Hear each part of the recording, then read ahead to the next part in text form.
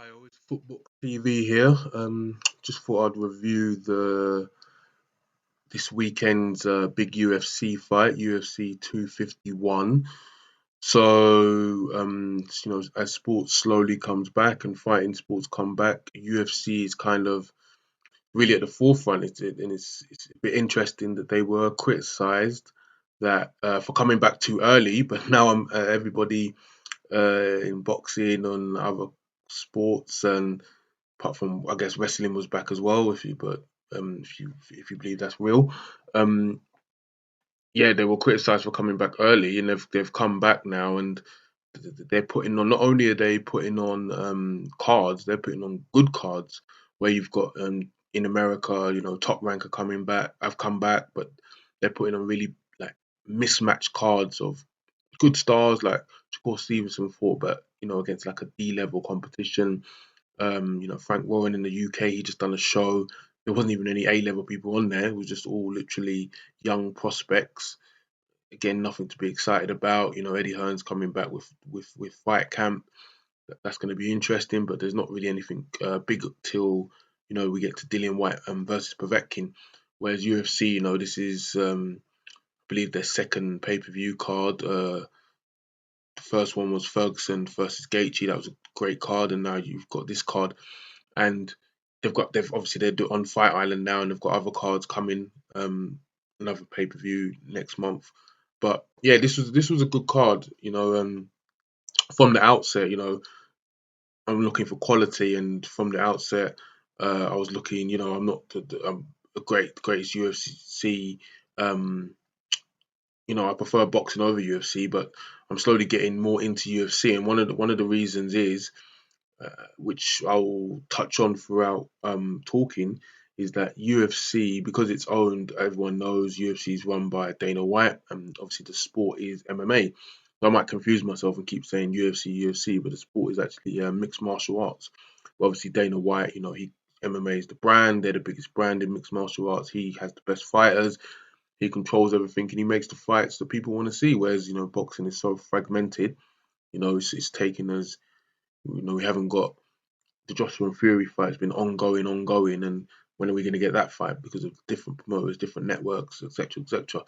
So also, they split the money, and again, that's a theme now because certain fighters are complaining about the money in UFC. But whereas in boxing, the Tyson Fury and Wilder fight, those guys got 20 million each, and it was a big fight. Both of them were undefeated. The second fight, but the undercard, was terrible. Had Charles Martin on there, like he was co-headline guy that Joshua knocked out. And obviously, he's come back since and put up some decent performances. Yeah, he has lost it, but is that really what in America? In the UK, we pay £20. In America, they're paying $80 for that, and obviously the fight wasn't as good as the first fight, and Fury, kind of went through in the second fight. So was that really worth it? Whereas this card, had some big fights. So I'll just start with the first fight on the main card, and it was against Amanda Ribas and Paige Van Zandt. I guess Amanda Ribas is you know the one that's fully focused on fighting. She's the girl that's going to go on to challenge for the title. Paige Van Zandt, it was actually her last fight on the UFC. She's going to decide what she's going to do. Obviously, she's saying that she's making more money on Instagram than UFC. So I'm not sure. I think she's kind of transcended outside of UFC and outside of fighting and being a bit more popular on social media. And hey, if you don't have to get your face punched in to make money, why not?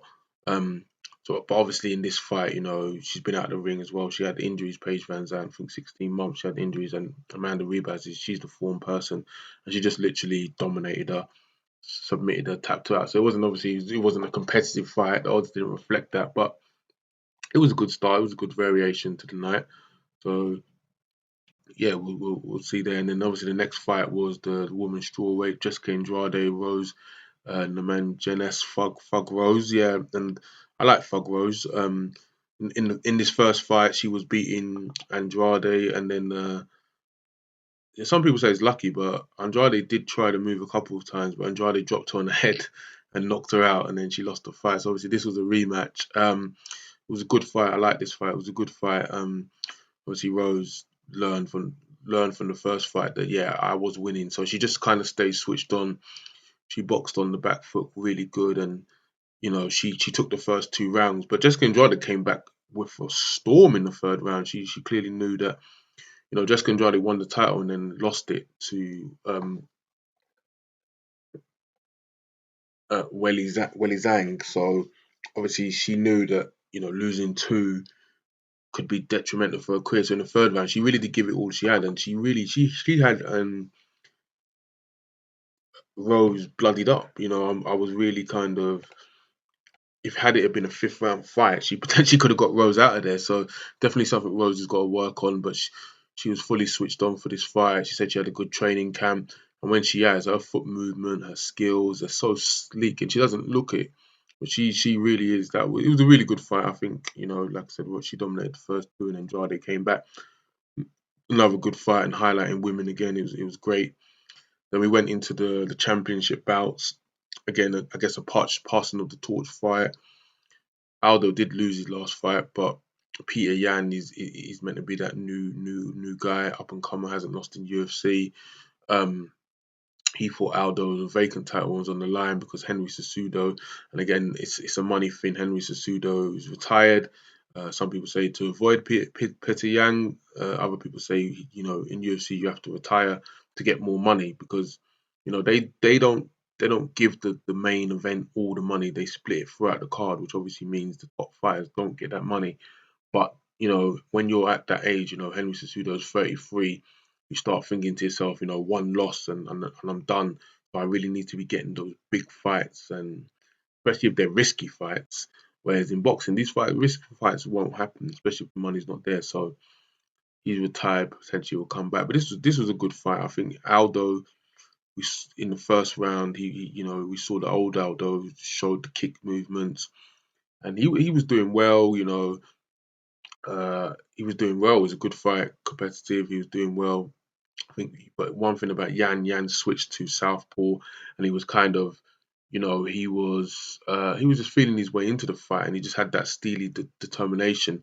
And slowly, he was kind of wearing Aldo down. And then in the fourth round, he literally just completely dominated him, was completely on top of him. And then in the fifth round, literally just took him down and was just pounding him away. The referee, probably a bad stoppage because Aldo really wasn't doing anything. But at the end of the day, Aldo's a warrior. Every fight could be his last fight. He's not going to want to go out tapping out or anything like that. So he wasn't going to quit. Um, so the referee probably should have stopped it a bit more hand. But then yeah, Peter Yan, he looks solid, man. He's good. Obviously, he's a stand-up fighter. He can fight. He's got power in both hands. He can fight southpaw, orthodox. He knows how to finish.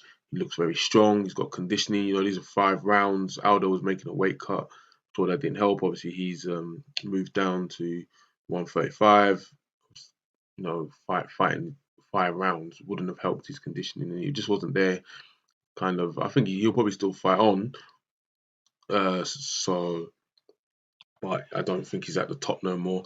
And obviously now, Peter Yan, he's the champion. Henry Cejudo said he doesn't mind fighting Peter Yan, and that would be a great fight, man. I think people saying Peter Yan, Henry Cejudo retired to avoid Peter Yan. I don't think so. I think he retired to get more money if he comes back.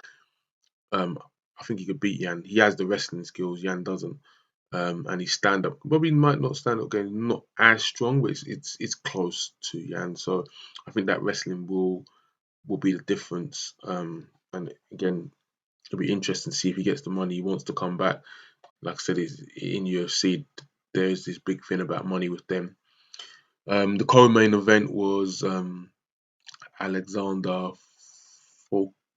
Volkanovski. He's actually Australian against Max Holloway. Max Holloway, you know, great UFC MMA fighter. Um, was unbeaten for like 5 years. He lost the first fight. The first fight was close, but maybe as he was a champion, he thought he should have got the nod. This fight, wow. I had Max Holloway made the adjustments. I think Alexander Volkanovski came in there thinking, the first fight was close. A lot of people didn't think I won. So, what, I'm just going to blow this guy out. And I don't think he gave Max Holloway the respect. And obviously, Holloway was saying that he was training on Zoom because and he hadn't trained with a lot of these fighters on this card. They couldn't really train properly due to everything that's going on. And he said he we'll talk about Jorge Masvidal, for example. He didn't have his coach there. Holloway was saying he had to train on Zoom. He couldn't get sparring partners in.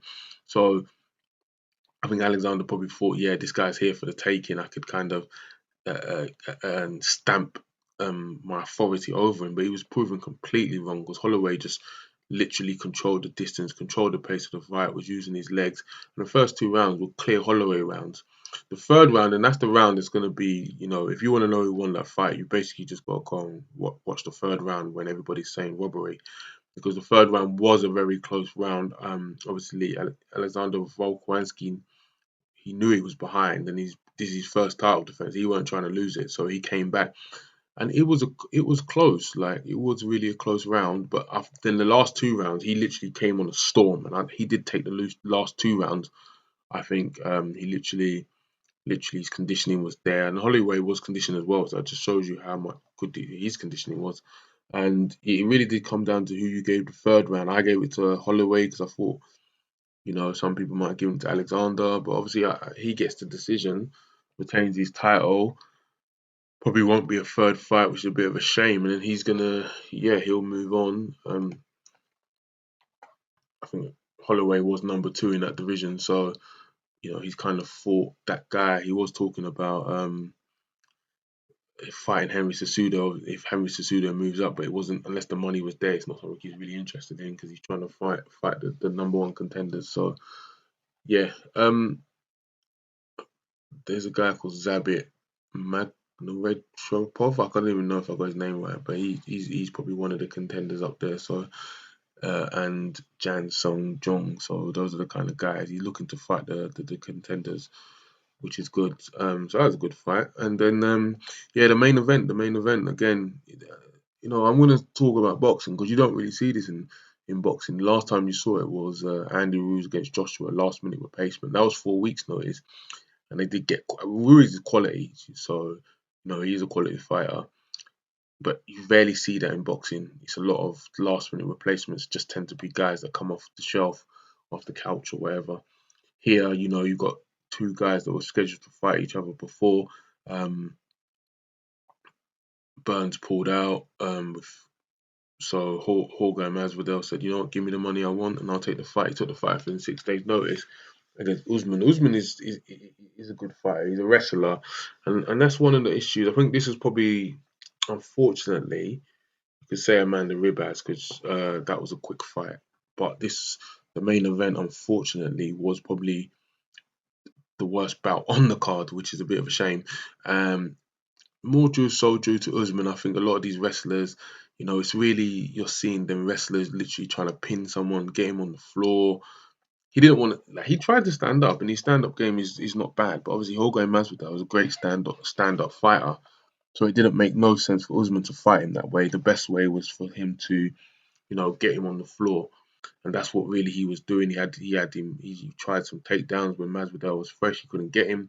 Then later on in the fight, Masvidal literally, taking the fight on 6 days' notice. He made the weight, but he didn't have the conditioning. Not saying that I think he would have won if he did, but it did clearly affect him, especially in the latter rounds. And Usman was literally started to take him down more frequently, and keep him down. So it turned into one of those fights where Usman's just pinning him down, and obviously people don't like those fights. It's a bit boring, but Masvidal did hit Usman for a big shot in the first round, and I think that's what he was really going for. But Usman ate it. You can tell he's a solid guy.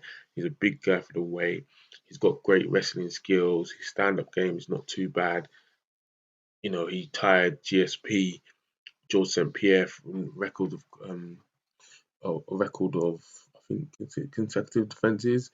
So he's up there, and he's got some big wins with Tyron Woodley. He beat Covington in his last fight. I think he's beaten Leon Edwards as well. Obviously McGregor is in that division, so I'm sure he would love to fight McGregor. McGregor's fought in that division, so I'm sure he would love to fight McGregor. I don't think McGregor's looking to fight him, but it was it was a bit of a letdown before the build up, which was expected. The only way it would have been entertaining is Usman had a fought stand up, but that would have played into Masvidal's hands. But again, it was great that at least Masvidal took the fight because otherwise, it wouldn't have been the same. So yeah, that's just my review. I think it was a good card. UFC right now is they're in terms of fighting sports, they're leading the way right now. It's undeniable. The whole fight camp. If you go on see the vlogs and stuff they've done about how they're preparing fight camp in Abu Dhabi and everything, it's really amazing to see how they're putting everything together, and it just brings everything to light. They're spending a lot of money. It's a pay-per-view fight, but I think yeah, the main event was slightly disappointing. But I think in all you would have, and if you appreciate wrestling, you definitely would have got your money's worth. So I'm definitely going to be watching more UFC, especially while boxing is not come back to full tilt yet. And even beyond that, because I am sick and tired. This Usman and Masvidal fight was meant to happen this year. They couldn't agree on the money, but it doesn't take 4 or 5 years for them to fight to happen. It happened random, short notice. Whereas in boxing, that this thing wouldn't happen, and it's getting a bit frustrating in boxing that these big fights are not happening. Whereas UFC are making the big fights now. Obviously, on this card, you've got two people that have complained about money, which is Masvidal and Paige Van Zandt. See, John Jones has had a go. Um, Henry Cejudo's retired. That's why one of the fights took place. So obviously, for them, money is a big thing because they don't feel like they're getting paid what they're not getting paid that. But the reason is because they're not getting paid that is because UFC do that to make the card strong. So yeah, I would like, obviously their fighters have got one career, so it would be good for them to get paid. But this was a good card on. It was a good card on paper, and apart from the main event, it was decent. All the other fights I thought, and the main event and the first fight, all the other fights were quite good. So yeah, it's definitely something I would have been happy to pay my £20 for £25 for. So cool. That's me out. Yep. Subscribe for more news. Thank you.